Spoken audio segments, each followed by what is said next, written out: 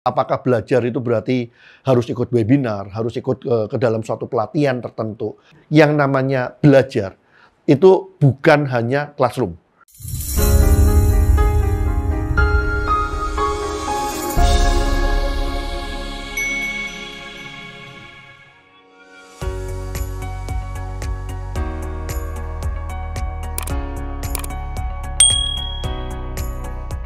Mitos atau fakta? Semakin dewasa, kita semakin tidak punya waktu untuk belajar. Oke, semakin dewasa, kita semakin tidak punya waktu untuk belajar. Benar atau enggak ya? Itu pertanyaannya sih.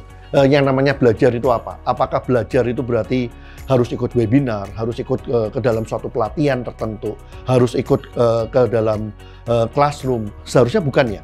Ada model tentang pembelajaran yang namanya learning river. Dia bagi menjadi dua hal yang namanya belajar itu. Yang dibilang P-WIS itu adalah classical learning lah. Kita ikut classroom, kita membaca, kita ikut webinar.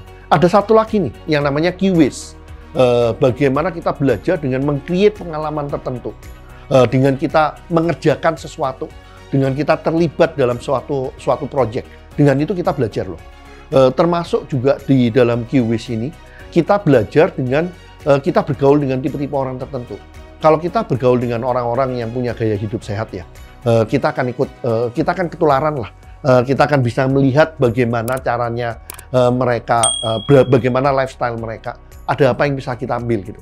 Di dalam belajar itu juga bisa diartikan dengan ketemu dengan orang-orang untuk diskusi deh, untuk tanya jawab, untuk saling sharing. Itu kan juga belajar ya. Jadi yang namanya belajar itu bukan hanya classroom. Yang berarti terutama untuk adult learning ya, key untuk belajar itu adalah bagaimana kita mendesain aktivitas kita sehari-hari. Dengan kita mendesain yang tepat, itu berarti kita akan mengoptimalkan proses belajar dan proses pengembangan diri kita.